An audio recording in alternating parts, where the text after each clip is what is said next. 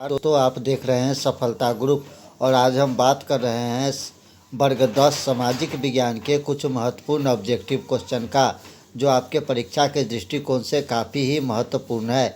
अगर आपने इससे पहले का वीडियो नहीं देखा है तो आप जाके देख लीजिए।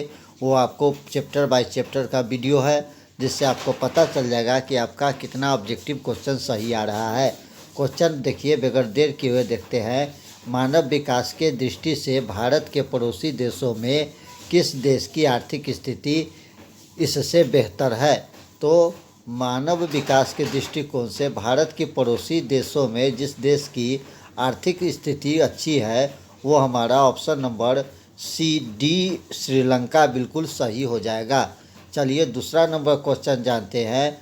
दूसरा नंबर क्वेश्चन भी काफ़ी महत्वपूर्ण है। निम्नलिखित में किस राज्य को एक पिछड़ा राज्य कहा जाता है? Punjab, option B Haryana, option C Gujarat और ऑप्शन डी बिहार। तो आपको पता होगा कि एक पिछड़ा राज्य जो है ऑप्शन नंबर डी यानी कि बिहार को कहा जाता है। ऑप्शन डी यहाँ पर बिल्कुल सही हो जाएगा। तीसरा नंबर क्वेश्चन जानते हैं। तीसरा नंबर क्वेश्चन भी काफ़ी महत्वपूर्ण क्वेश्चन है। तीसरा नंबर क्वेश्चन कहता है कि अर्थव्यवस्था के मुख्य प्रकार है। अर्थव्यवस्था के मुख्य प्रकार के बारे में यहाँ पर पूछा जा रहा है कि अर्थव्यवस्था के मुख्य प्रकार कितने हैं। तो ऑप्शन ए को देखिए 2, option B 3, option C 4, option D अनेक। तो आपको पता होगा कि अर्थव्यवस्था का मुख्य प्रकार ऑप्शन नंबर बी यानी कि 3 जो है बिल्कुल सही हो जाएगा। चलिए अगला क्वेश्चन जानते हैं। हमारा चौथा नंबर क्वेश्चन भी काफ़ी महत्वपूर्ण क्वेश्चन है। चौथा नंबर क्वेश्चन देख लिए, कहता है इनमें कौन सा देश में समाजवादी अर्थव्यवस्था है? Option A Japan, option B रूस, ऑप्शन सी भारत और ऑप्शन डी अमेरिका। तो आपको पता होगा कि जो समाजवादी अर्थव्यवस्था जिस देश में है वो ऑप्शन नंबर बी यानी कि रूस जो है बिल्कुल यहाँ पर सही हो जाएगा। चलिए 5वां नंबर क्वेश्चन जानते हैं। 5वां नंबर क्वेश्चन भी काफ़ी महत्वपूर्ण क्वेश्चन है। सम्यक विकास की प्रक्रिया संबंधित है उच्च वर्ग से, ऑप्शन बी निम्न वर्ग से, ऑप्शन सी सभी वर्ग से और ऑप्शन डी इनमें से कोई भी नहीं। तो 5 का हमारा सही आंसर यहाँ पर ऑप्शन नंबर सी यानी सभी वर्गों से बिल्कुल सही हो जाएगा। 6ठा नंबर क्वेश्चन जानते हैं। 6ठा नंबर क्वेश्चन भी काफ़ी ही महत्वपूर्ण क्वेश्चन है।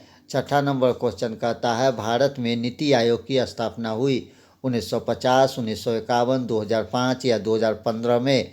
तो भारत में नीति आयोग की स्थापना जो हुई थी वो आपको ऑप्शन नंबर डी यानी कि 2015 जो है बिल्कुल सही हो जाएगा। 7वां नंबर क्वेश्चन जानते हैं। 7वां नंबर क्वेश्चन कहता है इनमें से कौन आर्थिक क्रिया नहीं है? कृषि, बेरोजगारी, बीमा या परिवहन।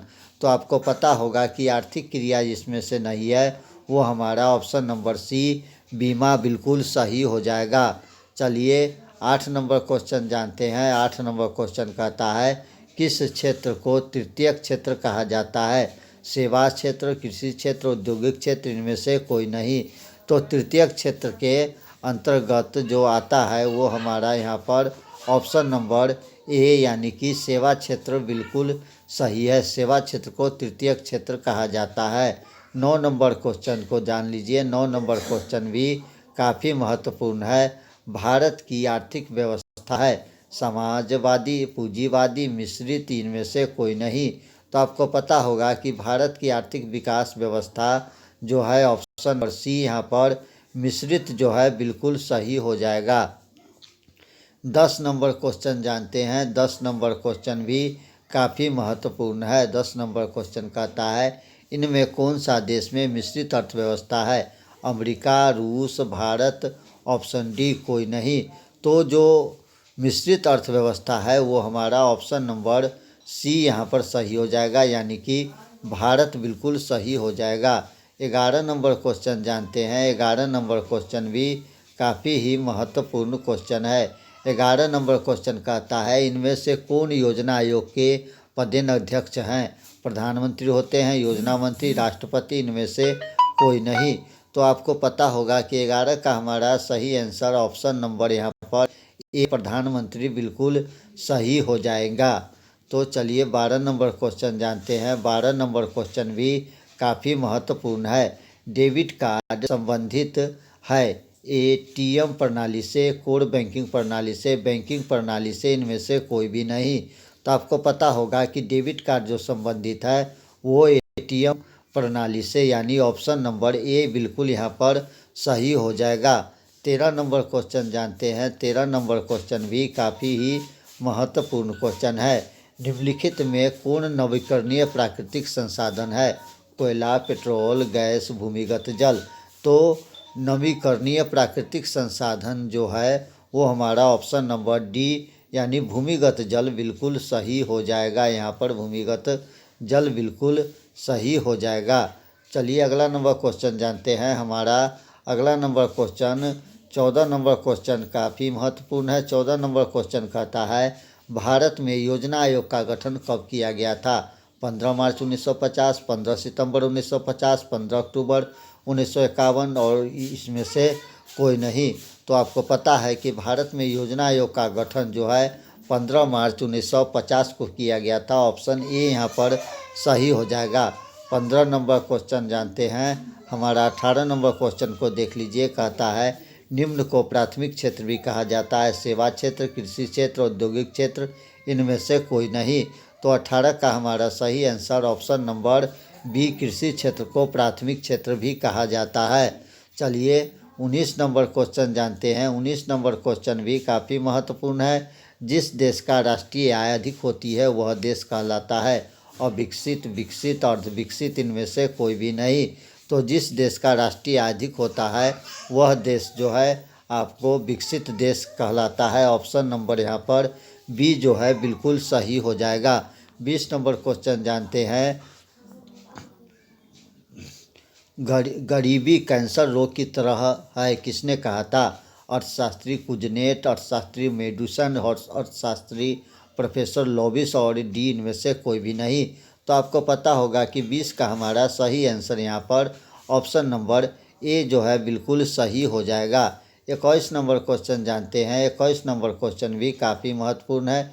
किस क्षेत्र को द्वितीयक क्षेत्र कहा जाता है? सेवा, कृषि, उद्योग, कोई नहीं। तो आपको पता होगा कि जिस क्षेत्र को द्वितीयक क्षेत्र कहा जाता है ऑप्शन नंबर सी उद्योग जो है बिल्कुल सही हो जाएगा। 22 नंबर क्वेश्चन जानते हैं। 22 नंबर क्वेश्चन कहता है 11वीं पंचवर्षीय योजना की अवधि क्या है? तो आपको पता होगा कि 11वीं पंचवर्षीय योजना का अवधि जो है 2007 से 2012 यानी ऑप्शन नंबर डी बिल्कुल यहाँ पर सही हो जाएगा। 23 नंबर क्वेश्चन जानते हैं। 23 नंबर क्वेश्चन भी काफ़ी महत्वपूर्ण क्वेश्चन है। ये 24 नंबर क्वेश्चन आ गया। 24 नंबर माफ़ कीजिएगा, 24 नंबर क्वेश्चन देखते हैं। जीवन की भौतिक गुणवत्ता का सूचक है? जीवन प्रत्याशा, शिशु मृत्यु दर, मौलिक साक्षरता, ये सभी। तो आपको पता होगा कि 24 का हमारा सही आंसर जो हो जाएगा जीवन प्रत्याशा, शिशु मृत्यु दर, मौलिक साक्षरता और ये ऑप्शन डी बिल्कुल सही हो जाएगा, ये सभी। तो 24 का हमारा सही आंसर यहाँ पर ऑप्शन नंबर डी जो है बिल्कुल सही हो जाएगा। 25 नंबर क्वेश्चन जानते हैं। 25 नंबर क्वेश्चन काफ़ी महत्वपूर्ण है। कहता है कि अत्यधिक जनसंख्या वृद्धि से आर्थिक विकास की गति तीव्र हो जाती है, सामान्य रहती है, मंद हो जाती है, कुछ भी नहीं होती है। तो हमारा अत्यधिक जनसंख्या वृद्धि से आर्थिक विकास की दर जो है मंद रह जाती है। ऑप्शन नंबर यहाँ पर सी जो है बिल्कुल सही हो जाएगा। चलिए अगला क्वेश्चन जानते हैं। अगला क्वेश्चन भी काफ़ी महत्वपूर्ण क्वेश्चन है। एक अर्थव्यवस्था का सृजन होता है। तो आपको पता होगा कि एक अर्थव्यवस्था का सृजन होने के लिए प्राकृतिक संसाधन से, भौतिक संसाधन से भी, मानवीय संसाधन से ही, और ऑप्शन नंबर डी हमारा बिल्कुल सही हो जाएगा इनमें सभी संसाधनों से। चलिए 2 नंबर क्वेश्चन लिया गया है। राष्ट्रीय विकास परिषद का गठन हुआ था 1951 में, 1952 में, 1954 में या 1956 में? तो आपको पता होगा कि राष्ट्रीय विकास परिषद का गठन जो है वो हुआ था 1952, बिल्कुल सही आंसर हो जाएगा। चलिए तीसरा नंबर क्वेश्चन जानते हैं। तीसरा नंबर क्वेश्चन भी, चौथा नंबर क्वेश्चन भी काफ़ी महत्वपूर्ण है। भारत की प्रथम पंचवर्षीय योजना का कार्यकाल था तो भारत की प्रथम पंचवर्षीय योजना का जो कार्यकाल था 1951 से 1956 के बीच था। ऑप्शन नंबर बी सही हो जाएगा।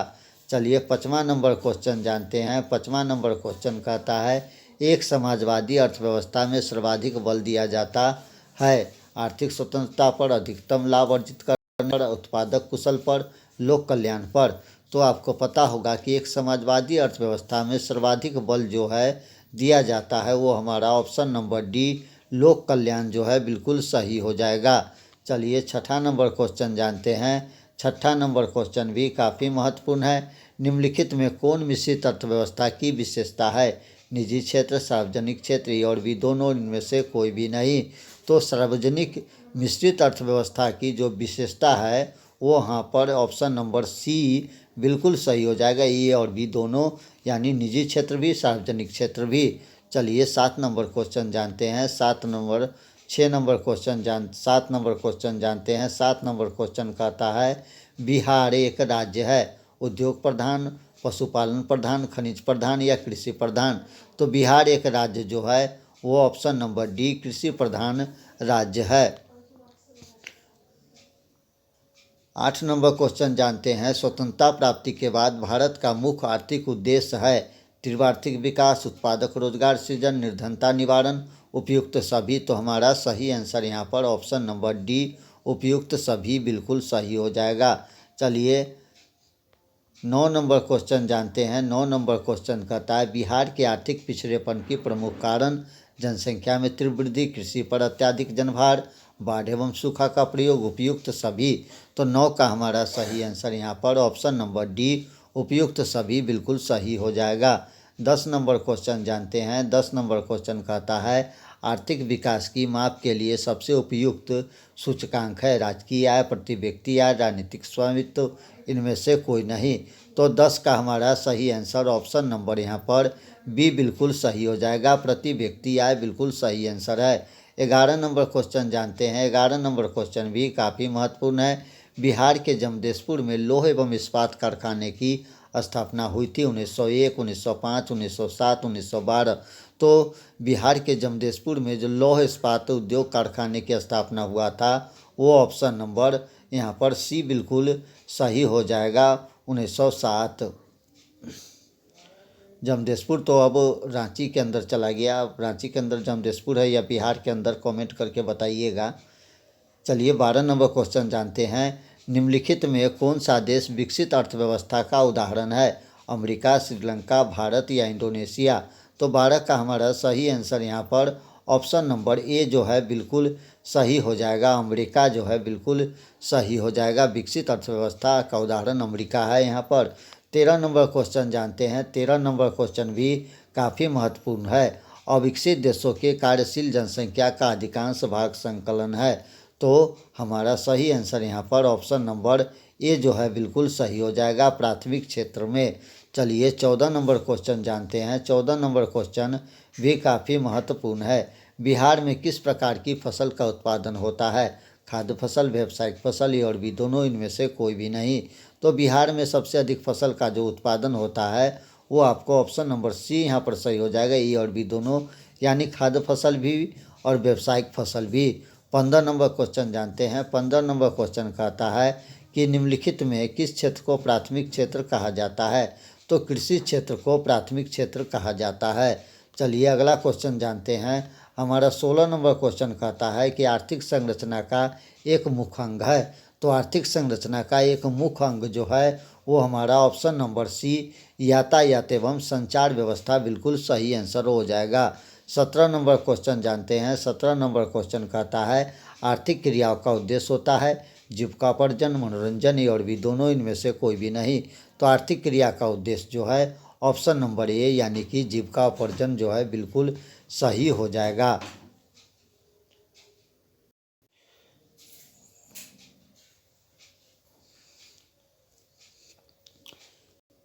18 नंबर क्वेश्चन कहता है कि पशुपालन एवं मत्स्य पालन किस क्षेत्र का अंग है? पशुपालन एवं मत्स्य पालन किस क्षेत्र का अंग है? तो आपको पता होगा कि पशुपालन एवं मत्स्य जो है प्राथमिक क्षेत्र का अंग है, यानी ऑप्शन नंबर ए यहाँ पर बिल्कुल सही हो जाएगा। 19 नंबर क्वेश्चन जान लीजिए। 19 नंबर क्वेश्चन कहता है निम्नलिखित में से कौन सामाजिक संरचना का अंग है। तो सामाजिक संरचना का अंग उपयुक्त सभी, शिक्षा प्रशिक्षण भी है, स्वास्थ्य सेवा भी, आवास भी है, यानी ऑप्शन नंबर डी यहाँ पर बिल्कुल सही हो जाएगा।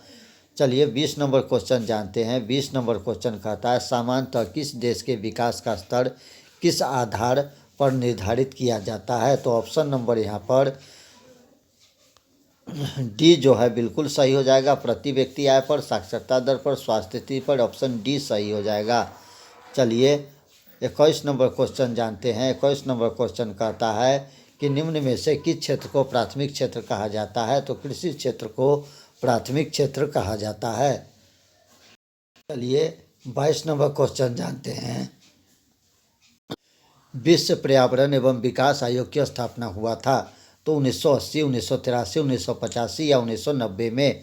तो विश्व पर्यावरण एवं विकास आयोग की स्थापना जो है ऑप्शन नंबर बी 1983 में सही हुआ था।